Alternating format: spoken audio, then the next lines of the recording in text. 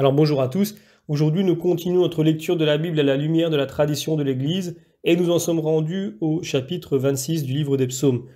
Comme toujours, nous remercions les éditions Insigné devenues Mediapol d'avoir mis à notre disposition ces textes qui nous permettent de faire ces vidéos et nous nous remettons entre les mains du Seigneur. Notre Père, qui es aux cieux, que ton nom soit sanctifié, que ton règne vienne, que ta volonté soit faite sur la terre comme au ciel. Donne-nous aujourd'hui notre pain de ce jour. Pardonne-nous nos offenses, comme nous pardonnons aussi à ceux qui nous ont offensés, et ne nous laisse pas entrer en tentation, mais délivre-nous du mal. Également, nous nous remettons entre les mains de notre Mère bienveillante, la Vierge Marie. Je vous salue Marie, pleine de grâce, le Seigneur est avec vous, vous êtes bénie entre toutes les femmes, et Jésus, le fruit de vos entrailles, est béni. Sainte Marie, Mère de Dieu, priez pour nous pauvres pécheurs, maintenant et à l'heure de notre mort. Amen. Également, nous faisons cette demande spécifique à l'Esprit Saint, qu'il corrige en nous les erreurs éventuelles qui peuvent provenir de notre état de pécheur et qu'il voie notre bonne volonté. Alors, sans plus attendre, je lis le premier verset. De David. Juge-moi, Seigneur. J'ai pris la voie de l'innocence, j'espère dans le Seigneur, je ne faiblirai pas. Juge-moi. Est-ce un appel au classique jugement de Dieu pour faire la preuve dans un procès? Il peut s'agir tout aussi bien d'une prière dite dans le secret. Juge-moi, car je ne suis pas sûr de moi. On lit 1 Corinthiens chapitre 4, « Moi-même je ne me juge pas, celui qui me juge c'est le Seigneur ». Sagesse chapitre 12, « Tu es juste, tu gouvernes toutes choses avec justice, tu tiendras pour indigne de ta puissance de condamner quiconque ne l'a pas mérité. Car la puissance est au principe de la justice et ta maîtrise universelle te rend indulgent envers tous. Toi, le maître de toute force, tu juges avec douceur, tu nous gouvernes avec ménagement, parce qu'il t'appartient, quand tu veux, de pouvoir. En nous donnant l'exemple, tu apprends à ton peuple que le juste doit aimer les hommes, et tu combles tes fils de la douce espérance, que tu laisses, après le péché, le temps du repentir. » Je reprends maintenant ce verset que nous avons lu, « J'ai pris la voie de l'innocence ».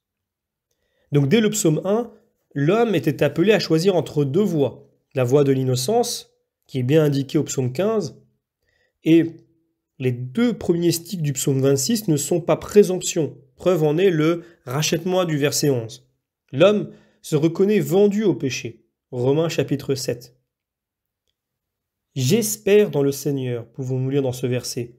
C'est parce qu'il espère en Dieu que le psalmiste est sûr de ne pas faiblir. Qui s'appuie sur Yahvé renouvelle sa force. Pouvons-nous lire en Isaïe 40. Alors je peux prendre des textes parallèles. 1 Pierre chapitre 2. Souffrant sa passion, il ne menaçait pas, mais il s'en remettait à celui qui juge avec justice. Job chapitre 10. Tu sais bien que je ne suis pas un impie. 1 Corinthiens chapitre 15. Si c'est seulement pour cette vie que nous espérons dans le Christ, nous sommes plus malheureux que tous les autres hommes. Je continue et je lis maintenant le verset 2. Éprouve-moi, tente-moi, Seigneur, brûle mes reins et mon cœur. Éprouve-moi, tente-moi. C'est Nassa, le même mot qu'en Genèse 22. Dieu tenta Abraham. Même en français, le mot tenter a souvent le sens d'essayer, et l'on traduit généralement « Dieu mit Abraham à l'épreuve, car Dieu ne tente personne », écrit saint Jacques. Brûle mes reins et mon cœur. C'est une image classique qu'on retrouve en Sagesse chapitre 3. Les âmes des justes sont dans la main de Dieu, car il les a mis à l'épreuve et il les a trouvés dignes de lui, il les a éprouvés comme l'or au creuset. Je peux prendre un texte parallèle, 1 Thessaloniciens chapitre 2. À la manière dont Dieu nous a éprouvés pour nous confier l'évangile, ainsi nous parlons, non comme des gens qui veulent plaire aux hommes, mais à Dieu qui éprouve nos cœurs. Je continue et je prends maintenant le verset 3. J'ai toujours ta miséricorde sous les yeux et je marche selon ta vérité. Donc ta miséricorde, le terme hesed. On aurait pu ici d'ailleurs utiliser le mot d'alliance.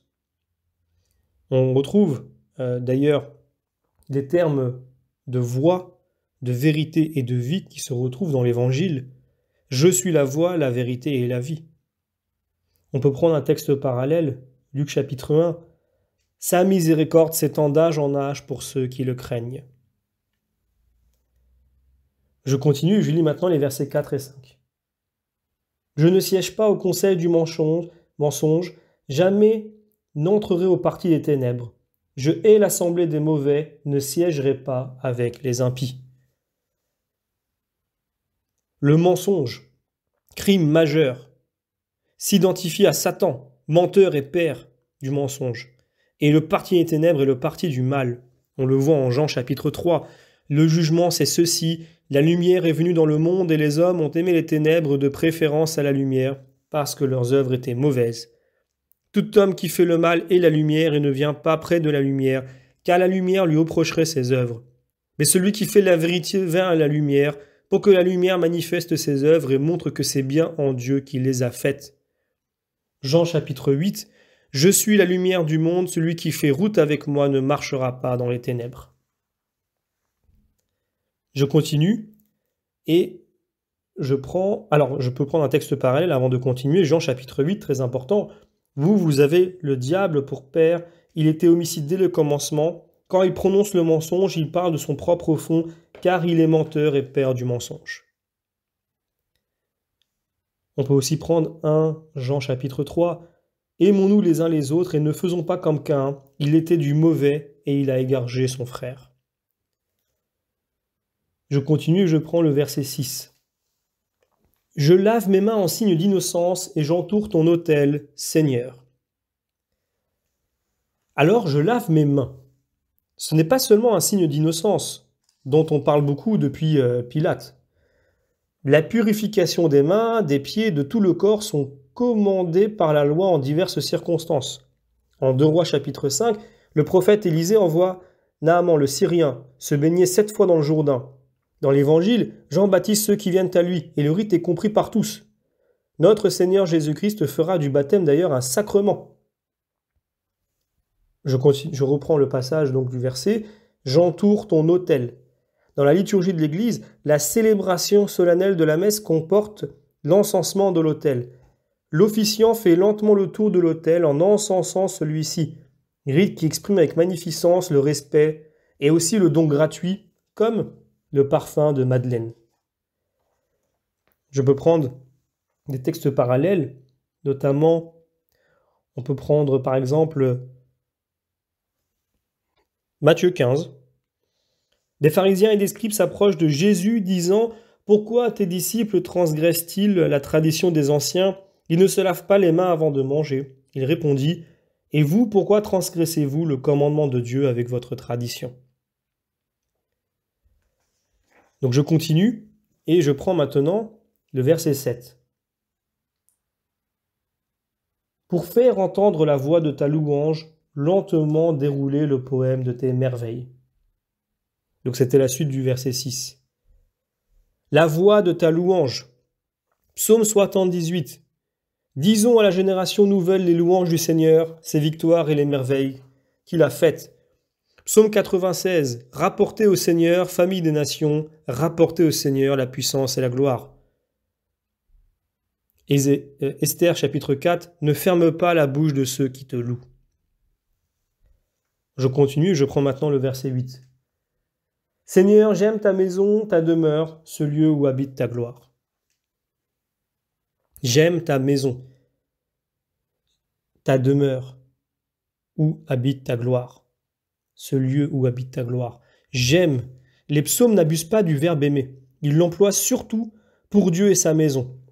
On le voit aussi en psaume 84. Que j'aime tes demeures, Dieu Sabaoth, pluriel équivalent à un singulier. Donc j'aime où habite ta gloire. On trouve surtout, comme en 1 Roi chapitre 8, la maison que j'ai bâtie pour ton nom. Le lieu dont tu as dit, là sera mon nom. On peut d'ailleurs reprocher, le zèle de ta maison me dévore, un amour qui va donc jusqu'à la jalousie. Je continue, je prends maintenant le verset 9. Ne fauche pas mon âme avec les impies. Alors je devrais lire aussi plutôt le Le verset... Donc oui, c'est bien ça, le verset 9. Ne fauche pas mon âme avec les impies, ma vie avec les hommes de sang. Ne fauche pas mon âme. Donc, cela évoque les anges moissonneurs de l'Apocalypse. L'ange lança un coup de faux sur la terre, et il vendangea la vigne de la terre, et il l'envoya dans le pressoir de la fureur de Dieu. La cuve fut foulée en dehors de la ville, et le sang jaillit du pressoir jusqu'aux morses des chevaux. Alors nous avons un texte parallèle, Matthieu 13. Les serviteurs disent au maître de maison, « Veux-tu que nous allions arracher l'ivraie ?»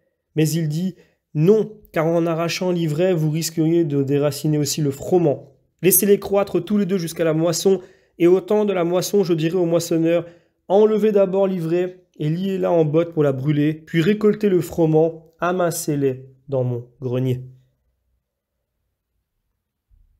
Je continue, je prends maintenant les versets 10 à 11. Ils ont sur les mains l'iniquité, leur droite est pleine de présents, mais moi j'ai pris la voie de l'innocence, rachète-moi et pitié de moi. Rachète-moi et pitié. C'est bien sûr la compassion du Seigneur que nous comptons pour être rachetés. C'est sur sa compassion que nous comptons être rachetés. On peut prendre notamment un texte parallèle, Romains chapitre 5. Le Christ est mort pour nous quand nous étions encore pécheurs. Nous avons été justifiés par son sang, réconciliés à Dieu par la mort de son Fils, et non seulement cela, mais nous serons glorifiés en Dieu par Jésus-Christ notre Seigneur. Je continue et je prends maintenant le verset suivant. Mais moi, j'ai pris la voie de l'innocence. Rachète-moi et pitié de moi. Mon pied garde le droit chemin. Dans les saintes églises, je bénirai le Seigneur. Les saintes églises, ce sont les assemblées saintes. Elles existaient dans l'Ancien Testament, que l'on retrouve en hébreu au terme Eda, que la Vulgate, se guidant d'ailleurs d'une autre traduction, a traduit tantôt ecclésia et tantôt synagoga, les deux mots ayant le même sens. On trouve d'ailleurs ecclésia dès le livre de l'Exode. Assemblée, église, nous retrouvons ces termes-là. Dans le Nouveau Testament, le partage se fait. La synagogue désigne la communauté juive et son lieu de réunion. Plusieurs pages de l'Évangile relatent que notre Seigneur se rend dans la synagogue et y parle. Dans les Actes des Apôtres, saint Paul, à chaque étape, commence par prêcher dans la synagogue avant de s'adresser aux païens. Mais dès le premier chapitre des Actes, nous savons qu'après l'ascension, les apôtres se réunirent dans la chambre haute. C'était déjà une assemblée chrétienne. Là fut choisi Matthias pour remplacer Judas. Et Actes chapitre 2 décrit l'essentiel de l'assemblée chrétienne. Ils étaient à l'assidu à l'enseignement des apôtres. Ils persévéraient dans la communion de charité, la fraction du pain et la prière. Au psaume 35, d'ailleurs, nous pourrons donner un bref récit de la prédication de saint Paul à Antioche de Pisidie. Je vais lire un petit commentaire de saint Ignace d'Antioche qui dit dans sa lettre aux Éphésiens « Efforcez-vous de vous rassembler plus fréquemment pour rendre grâce à Dieu et pour le louer, car lorsque vous vous réunissez, nombreux, les puissances de Satan s'effondrent et son œuvre malfaisante est détruite par la concorde de votre foi. » Et donc voilà, le poète du psaume 26 a pris la voie droite et s'y est tenu, semble-t-il. D'ailleurs, je pourrais vous lire un autre texte d'un autre poète, Dante, qui avoue qu'il l'a perdu, mais qu'il fut sauvé par un envoyé du ciel. C'est intéressant. Je vous lis le texte, qui vient de la Divine Comédie de Dante, qui est assez connu. « Au milieu du chemin de la vie, je me trouvais dans une forêt obscure, parce que j'avais perdu la droite voie. Ah, qu'il est terrible de dire ce qu'était cette forêt sombre, âpre et rude. La seule pensée en ravive ma peur. Ne saurais dire comment j'y entrais, tant j'étais plein de sommeil au moment où j'abandonnais la vraie voie. Mais arrivé au pied d'une colline où se terminait cette vallée qui m'avait percé le cœur d'effroi, je levai les yeux et vis son fait. Voilà, déjà des rayons de l'astre qui mènent droit l'homme par tout sentier. Alors, ma peur s'apaisa un peu, mouvante dans le lac de mon cœur, durant cette nuit où je fus en détresse. Et comme celui qui, haletant, lorsqu'il aborde après la tempête, se tourne vers l'eau menaçante et regarde. Ainsi mon âme encore en fuite se retourna pour contempler le pas que jamais ne franchit un vivant. Puis, quand j'eus un peu reposé mon corps las, je repris ma route sur la pente déserte, m'appuyant toujours sur le pied en aval. Et voici comment je commençais à monter, une hyène souple et rapide, à la peau tachetée. Elle me harcelait toujours face à moi, me barrait tellement le chemin que plusieurs fois je revins en arrière. C'était un peu après l'aube, le soleil montait avec ses étoiles qui l'accompagnaient quand l'amour divin lança d'abord ses belles choses, si bien que m'était raison d'espérer de cette bête au gai pelage. L'heure du jour et l'aimable saison. Mais la peur me reprit à la vue d'un lion qui parut. Il semblait venir contre moi, tête haute, furieux, famélique, de sorte que l'air même paraissait craindre. Et d'une louve qui de tout désir semblait chargée dans sa maigreur, et bien des gens fit déjà vivre en deuil. Je sentis alors un tel poids, par la peur qu'il inspirait sa vue, que je perdis l'espoir de monter. Comme celui qui est gai quand il gagne, mais vienne le temps de perdre, de toutes ses pensées il gémit et s'attriste. Si telle me fit la bête sans merci, qui marchant sur moi pas à pas, maculé au lieu bas où le soleil se tait. Tandis que je sombrais dans l'abîme devant mes yeux, quelqu'un s'offrit, la voix éteinte, comme par un long silence, quand je le vis dans ce grand désert. « Aie pitié de moi, lui criai-je, qui que tu sois, ombre ou homme tangible. » Voilà la bête qui m'a détourné. Aide-moi contre elle, sage vénéré, car elle fait trembler mes veines et mon pouls. Il faut prendre une autre voie, répond-il, me voyant pleurer, si tu veux échapper de ce lieu sauvage. Car cette bête qui te fait crier ne laisse passer personne par sa route, mais l'empêche tant qu'elle le tue. Elle est si mauvaise et cruelle que jamais n'emplit son désir, mais après pâture a plus faim qu'avant. Pour toi, donc, je pense et vois que tu dois me suivre et serai ton guide, je t'entraînerai par un lieu éternel. Et je lui dis, poète, je te conjure, par ce Dieu que tu n'as pas connu, pour que j'échappe à ce mal et à pire, mène-moi là où tu as dit, et que je vois la porte de Saint-Pierre. Alors il se mit en marche, et je le suivis. Alors, voilà, donc c'est un texte qui reste intéressant à mettre en parallèle avec ce que nous avons vu. Donc, je vous remercie pour votre fidélité, et je vous donne rendez-vous pour la prochaine vidéo, où nous aborderons le psaume chapitre 27, que nous allons commenter notamment avec saint Augustin. À très bientôt.